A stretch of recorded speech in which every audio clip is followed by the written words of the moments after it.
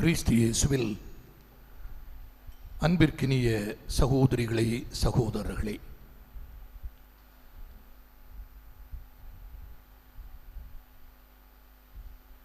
மேல ஆசாரி பள்ளம் பங்கின் பருத்தி விளை இறை சமூகம் அன்பியம் இன்று மிகவும் அகமகிழ்கின்றது. தங்களது நெடுநாளைய கனவு இன்று மெய்ப்படுவதை கண்குளிர காண்கின்றது. நெடிய மரபையும் வரலாறையும் கொண்ட நம்முடைய மேல ஆசாரி பள்ளம் பங்கின் நம்பிக்கையின் ஆழம் விரிவாவதையும் பறந்து செல்வதையும் இத்தகைய அருமையான நிகழ்வுகள் நமக்கு உணர்த்துகின்றன. அருள் பணியாளர் அமிர்தராஜ் அவர்களால் நெடுங்கால ஒரு கனவாக, திட்டமாக இது எண்ணப்பட்டு அவருக்கு பின்னே வந்த அருள் பணியாளர் சேவிய ராஜா அவர்களால் தொடரப்பட்டு இதனுடைய உறுதி அருள் பணியாளர் சுதர்சன் அவர்களால் தொடங்கப்பட்டு இன்று ஆண்டவருக்கு ஒரு ஆலயமாக அர்ப்பணம் செய்யப்படுகிறது. நம்முடைய இறை சமூகமும் ஒரு சிற்றாலயமாக அதனை கடந்து இன்று நாம் பெருமிதத்தோடு நுழைந்திருக்கின்ற இந்த ஆலயமும் கடவுள் அருகில் இருக்கிறார், நம்பிக்கைக்குரியவராக இருக்கிறார், நம்மை முன்னோக்கி வழி நடத்துகிறார், உடன் இருப்பார் என்ற உறுதிப்பாட்டை இந்த நாளில் நமக்கு தருகிறது.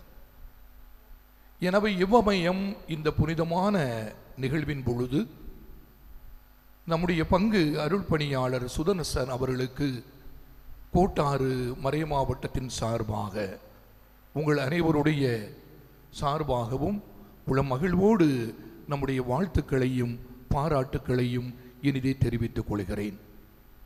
பல தடைகள் மறை மாவட்டத்தில் இருந்தும் எனினும் அவருடைய அந்த உறுதி பாராட்டத்தக்கதாக இருந்தது. மக்களுடைய தேவை, வருங்காலம் என்பதையெல்லாம் தன்னுடைய கருத்தில் கவனத்தில் கொண்டு மிக நுண்ணிய விதத்தில் இதனை அணுகி அருமையாக நிறைவு செய்திருப்பது நம் அனைவருக்கும் மகிழ்ச்சியான ஒன்றாக அமைகிறது. எனவே உளக்காயங்கள் இருந்தாலும் அதையும் கடந்து இன்னும் நலமாக அவர் ஆண்டவரை நோக்கி நன்றி சொல்கிறார். அவரோடு இணைந்து கொண்டவர்கள் நாம் எப்பொழுதுமே மனமகிழ்வோடு பாராட்டுகின்ற நம்முடைய அன்பிற்கனிய மூத்த அருள் பணியாளர் மார்சலின் தே போரஸ் உலகமெங்கும் பறந்து எல்லா மக்களையும் கண்டு எல்லாரோடும் அளவலாவி அன்பை பகிர்ந்து அவர் நம்முடைய மக்களுக்கும் இன்னும் ஏழைகளாக இருக்கின்ற பலருக்கும் தன்னுடைய வல்லன்மையினால் ஆற்றுகின்ற பல பங்களிப்புகள் என்றுமே பாராட்டத்தக்கவை. எனவே இந்த நாளில் முன்னுரையில் நமக்கு உரைத்தது போல இத்தனை அருள் பணியாளர்கள் நம் உடன் இருந்தது கடவுள் நமக்கு தந்த வரம். எனவே அன்பு அருள் பணியாளர் மார்சலின் தே போரஸ் அவர்களுக்கும் உளமகிழ்வோடு நன்றியையும் பாராட்டுக்களையும் தெரிவித்துக் கொள்கின்றேன். அன்பு மக்களை, அருள் பணியாளர்கள் நாங்கள் உங்களோடு இருந்தாலும் எப்பொழுதும் ஒரு செயல் என்பது அதனுடைய நிறைவை பெறுவது உங்களால் தான். நீங்கள் முன்னெடுக்கவில்லை என்றால், அது உங்களதாக மாறவில்லை என்றால், இது எங்களுடையது என நினைந்து நாம் நம்மை இழக்கவில்லை என்றால், தியாகம் செய்யவில்லை என்றால் கண்டிப்பாக எந்த ஒரு செயல் திட்டமும் நிறைவு பெறுவது இல்லை. அவ்வாறு இந்த ஆலயமும் இந்த அன்பியத்தில் உள்ள உங்களுடைய தலைவர் திருவாளர் அமல்ராஜ் அவரோடு தோள் கொடுத்த அனைத்து குடும்பத்தினர், அனைத்து அன்பு மக்கள் யாவருக்கும் நன்றி கூறுகிறேன். ஏறத்தாழ 2 மாதங்களுக்கு முன்பு நான் இங்கு வருகிறேன். நம்முடைய பங்கு சந்திப்புக்காக வருகின்ற பொழுது மாலை நேரத்தில் இதே ஆலயத்தில் கட்டி முடிக்கப்படாத ஒரு நிலையில் உங்களோடு அமர்ந்து நான் சற்று கதைத்து கொண்டிருந்தேன். எவ்வாறு நிகழ்கிறது, எப்படி செல்ல போகிறது என்பதையெல்லாம் அந்த நாளில், இந்த நாள்தான் அது என எனக்கு தெரிந்திருக்கவில்லை. ஆயினும் இவ்வளவு விரைவாக நாம் இந்த நாளை கண்டிப்பாக கடவுளுக்கு தருவோம் என்று அன்று நான் கனவிலும் நினைத்து பார்க்கவில்லை. ஆனால் இவ்வளவு விரைவாகவே இதை கட்டி முடித்து இந்த நாளில் நாம் கடவுளுடைய ஆசியை பெறுகிறோம் என்பது உங்களுக்கும் மிகுந்த மகிழ்ச்சி தருகிறது. மறை மாவட்டம் உங்களை அன்போடு பாராட்டுகிறது. அதே வேளையில் நான் என்னுடைய வருத்தத்தையும் தெரிவிக்க வேண்டும். சொல்ல போனால் நாளைய மாலையில் தான் இந்த நிகழ்வு அமைந்திருந்தது. எனவே மன்னிப்பு கோருகிறேன். எதிர்பாராத சூழலில் நாம் கடந்த வாரம் ஞாயிறன்று இருக்க வேண்டிய பங்கு சந்திப்பானது நாளைய நாளுக்கு அது மாற்றி வைக்கப்பட்டது. எனவே ஒரு பங்கு சந்திப்பு என்பது இதைவிட முதன்மை பெறுகிறது. மக்களும் தயாரிக்கப்பட்டிருக்கிறார்கள் என்பதனால் அது ஒரு நாள் முந்தைய நாள் மாற்ற வேண்டியதாயிற்று. பங்கு தந்தை புரிந்து கொண்டமைக்கு மிக்க நன்றி. அருள் பணியாளர் மார்சலின் மட்டும் என்னை புரிந்து கொள்ளவில்லை. சற்று இன்னும் அந்த இறுக்கமாக கோபமாக தான் இருக்கிறார்ன்னு நினைக்கிறேன். ஆனால் பங்கு தந்தை அதை புரிந்து கொண்டமைக்கும் நீங்கள் ஏற்றுக்கொண்டமைக்கும் நன்றியை அன்போடு மக்களை தெரிவித்துக் கொள்கின்றேன். நம்முடைய இந்த ஒரு ஆலயம் புனித பிரான்சிஸ் சவேரியாருக்கு அர்ப்பணிக்கப்பட்டுள்ளது. நல்ல ஒரு பாதுகாவலர், நம்முடைய மறை மாவட்ட பாதுகாவலர், இந்திய பாதுகாவலர், நமக்கு நற்செய்தியை கொண்டு வந்தவர். எனவே அவரை பற்றி நிகழ்கின்ற பொழுதல், நாம் நினைங்கிட்ட பொழுதெல்லாம் நெஞ்சம் கண்டிப்பாக நெகிழ்கின்றது. நாம் அவருடைய ஞான பிள்ளைகள் என்று சொல்லும் அளவுக்கு நம் ஞான தந்தையாக எப்பொழுதும் புனித பிரான்சிஸ் சவேரியார் இருப்பார். எனவே அவரிலிருந்தே நான் சற்று இன்றைய மறையுரை தொடங்க நினைக்கின்றேன். அவர் 1542ஆம் ஆண்டிலே மே மாதம் கோவாவில் வருகை தந்து விட்டார் என்றாலும் ஏறத்தாழ அக்டோபர் மாதத்தில் அவர் நம்முடைய பகுதியில் தன்னுடைய புனிதமான காலை பதிக்கின்றார். இந்த கோட்டாறு மறை மாவட்டத்தின் தென்கோடி முனையில் இருக்கிற குமரியில் அவர் சற்று இறங்கி இங்கிருந்து மணப்பாட்டிற்கு அவர் செல்ல எத்தனிக்கின்றார். எனவே அந்த 42ஆம் ஆண்டு என்று சொல்லுகின்ற பொழுது அதிலிருந்து அவர் மீண்டும் மீண்டும் வந்து செல்கின்ற ஒரு இடமாக நம்முடைய மறை மாவட்டம் அக்காலத்தில் துளங்கி இருக்கிறார். அவருக்கு இருந்த ஒரே எண்ணம் இதுதான், எங்கெல்லாம் அவர் நற்செய்தியை கொடுக்கிறாரோ அந்த மக்களை எல்லாம் கூட்டி சேர்த்து அந்த மக்கள் என்னாலும் இந்த ஆண்டவர் இயேசுவை மறந்துவிடக்கூடாது என்பதற்காக ஒரு சிறிய சமூகத்தை உருவாக்கி, இன்றைய நாள் போல அன்று பெரிதான கட்டடங்கள் இல்லை, ஆயினும் ஒரு சிறிய ஓலை வேய்ந்த ஒரு சிறிய அமைப்பை உருவாக்கி அதில் அனைவரும் இணைந்து வந்து இறைவேண்டல் செய்ய வேண்டும் என்று அவர் அந்த காலத்தில் நினைந்திருக்கிறார். எனவே அதற்கென ஒருவரை அவர் உருவாக்கி இருக்கிறார். கணக்கு பிள்ளையை போல ஒருவரை அல்லது உபதேசியார் என்று நாம் சொல்லுகிறோம் உருவாக்கி அவர் கற்றுத்தந்த மறைக்கல்வி மக்களுக்கு மீண்டும் மீண்டும் நினைவுபடுத்தி இந்த மக்களுக்கு போதிப்பதற்கு ஒரு மெலிஞ்சியாரை அவர் உருவாக்கி என ஒரு சிறிய அமைப்பை அவர் உருவாக்கி இருக்கிறது. இக்காலத்திலும் நமக்கு அதை நினைந்து பார்க்க மிக மகிழ்ச்சியாக இருக்கிறது. ஒரு இறை சமூகம் எங்கு உருவாகிறது என்று பார்த்தால், வெவ்வேறு இடங்களில் வாழ்ந்தாலும், வெவ்வேறு இனத்தை சார்ந்தவர்களாக இருந்தாலும், வெவ்வேறு மொழியை பேசினாலும், நிறத்தை கொண்டிருந்தாலும், பாலின பாகுபாடுகள் இருந்தாலும், இல்லை என்றால் ஏழை பணக்காரன் என பொருளாதார ஏற்றத்தாழ்வு இருந்தாலும், திறமைகளின் அடிப்படையில் வேறுபாடுகள் இருந்தாலும், குடும்பங்கள் வேறாக இருந்தாலும், சிறார் பெரியவர் இளையோர் யுவதிகள் என இருந்தாலும், ஆனால் அனைவரையும் இணைத்து ஒரு நம்பிக்கை கொண்டு வருகிறது என்றால் அது ஒரு சிறிய அமைப்பிலே அதுதான் ஒரு அடையாளமாக எப்பொழுதும் நம் முன்னே திகழ்கிறது. அதை ஆலயம் என நாம் அழைக்கின்றோம். இது கற்களினால் உருவாக்கப்பட்டிருக்கலாம், அல்லது சிமெண்டினால் பிணைக்கப்பட்டிருக்கலாம், கதவுகளும் வேறு நிலைகளும் இங்கு இருக்கலாம். ஆனால் கடந்த நம்முடைய மூச்சும் உயிரும் இத்தோடு ஒட்டி இருக்கிறது, நம்முடைய உணர்வு இத்தோடு நிறைந்திருக்கிறது. எனவே இது உயிருள்ள கற்கள் என்று சொல்லுகின்ற மனிதர்களால் தான் இது உருவாக்கப்படுகிறது. அதனுடைய மூளைக்கல்லாகத்தான் ஆண்டவர் இயேசு இருக்கிறார் என்று சொல்லுகிறோம். எனவே ஒரு ஆலயம் அல்லது கோயில் என்று சொல்லுகின்ற பொழுது அது சிறந்த ஒரு அடையாளமாக என்றும் நமக்கு இருக்கிறது. சவேரியார் நமக்கு கற்றுத்தந்தது போல நாம் எத்தையவர்கள் என இருந்தாலும் அனைவரும் இணைந்து வந்து ஆண்டவரில் நம்பிக்கை கொண்டு நாம் ஆண்டவரை போற்றி புகழ எல்லாரும் ஒரு இறை சமூகமாக உருவாக்க நாம் உருவாக்குகின்ற ஒரு அடையாள சின்னம்தான் இந்த ஒரு ஆலயம். அது எவ்வளவு எளிதாக இருக்கிறது என்பதை கடந்து அதை நாம் எவ்வாறு இந்த உணர்வோடு பயன்படுத்துகிறோம் என்பதில் அடங்கி இருக்கிறது. எனவேதான் பவுல் மிக அருமையாக சொல்வார், ஆண்டவர் இயேசு என்கின்ற அந்த கட்டடத்தை உருவாக்குகின்றோம். நாம் பழைய காலத்தில் இந்த பாடலை அடிக்கடி நாம் கேட்டிருப்போம். கட்டடம் கட்டும் சிற்பிகள் நாம், கட்டுவோம் இயேசு கிறிஸ்துவைத்தான். எனவே நாம் எத்தகைய கட்டடங்களை நாம் கட்டினாலும், ஆலயமாக இருந்தாலும், நாம் ஆண்டவர் இயேசுவைத்தான் ஒரே இறை சமூகமாக அன்பு மக்களை இதில் கட்டி எழுப்புகிறோம் என்று நாம் புரிந்து கொள்ள வேண்டும். ஆனால் இங்கு என்ன நிகழ்கிறது? அந்த ஆண்டவர் இயேசு எவ்வாறு உருவாக்கப்படுகிறார்? இங்குதான் அவரில் நாம் திருமுழுக்கு பெறுகிறோம். இங்குதான் நாம் கடவுளுக்கும் மனிதருக்கும் இயற்கைக்கும் எதிராக உறவுகளை முறித்து கொண்ட பிறகு தேடி வந்து நாம் ஒப்புரமாகிறோம். அதை ஆண்டவரோடு இணைந்து வருகிறோம். உடன் வாழ்கிற மனிதரோடு ஒப்புரவாகிறோம். எந்த இயற்கையை பாழ்படுத்துகிறோமோ அந்த இயற்கையோடு இணைந்து வாழ்வதாக ஒப்புரவு செய்து ஆண்டவரிடம் நாம் பாவ மன்னிப்பை பெறுகிறோம். இந்த மூன்றும் இணைந்து வருகின்ற அந்த புனித நிகழ்வு இங்குதான் நடைபெறுகிறது. அந்த ஒரு உணர்வில் தான் நாம் ஆண்டவர் இயேசுடைய திரு உடலை, இரத்தத்தை நாம் ஏற்றுக்கொண்டு அவராகவே மாற நாம் முனைகிறோம், முயற்சி செய்கிறோம் என்றும் சொல்லலாம். அருளடையாளங்களுக்கு இங்கே தான் வருகிறோம். ஒரு குடும்பத்தை உருவாக்குவதற்கு இங்கு வந்துதான் நாம் அர்ப்பணம் செய்கின்றோம், உறுதிமொழி கொடுக்கின்றோம். இல்லை என்றால் ஒருவர் தன்னை இந்த திருக்குலத்திற்கும் சமூகத்திற்கும் கையளிக்கின்ற ஒரு அருள்பணி நிலையையும் இங்கு ஏற்றுக்கொள்கிறார். இங்குதான் அவர் அன்றாடம் திருப்பலி நிறைவேற்றி அதனை மக்களுக்கு என ஒப்புக் கொடுக்கிறார். தன்னையும் கடவுளுக்கு ஒப்புக் கொடுக்கின்றார். நாம் வாழ்ந்து விட்ட பிறகு, அதை இறைவனில் நாம் இணைந்து விட்ட பிறகு இங்குதான் அழைத்து வரப்பட்டு அந்த இறைவனுடைய ஆசியோடு நாம் இறுதிச் சடங்கிலும் பங்கேற்கிறோம். இல்லை என்றால் வாழ்வில் எந்நேரம் என்றாலும் அது துயரங்கள், துன்பங்கள், அமைதியற்ற நேரங்கள், அழுகை, அல்லல், அரற்றல் எது என்றாலும் உடனடியாக நம்முடைய உள்ளம் ஆண்டவருடைய இல்லத்தை தான் நாடுகின்றது.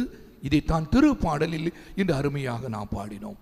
ஆண்டவரின் உறைவிடம் அருமையானது, அதை தேடி என் ஆன்மா தவிக்கின்றது. எனவே எல்லா சூழலிலும் ஒரு ஆலயத்தை நாடி வருகின்ற இறை சமூகம், அதன் அடையாளம்தான் இந்த ஆலயமாக அன்பு மக்களே இன்றும் என்றும் இருக்க வேண்டும். ஆண்டவருக்கு அர்ப்பணித்து விட்டோம், எனவே இதனோடு நம்முடைய கடமை முடிந்தது என்பது அல்ல. ஆனால் இதை கடந்து அது நமக்கு கற்பிக்கின்ற முதல் அடையாள பாடம் என்பது நாம் இறை சமூகமாக இங்குதான் உருவாக்கப்பட்டு கொண்டு இருக்கிறோம். அது ஆண்டவர் இயேசுவாக நம் நடுவே உருவாகிறார். இரண்டாவது, இது நமக்கு எதை உணர்த்துகிறது?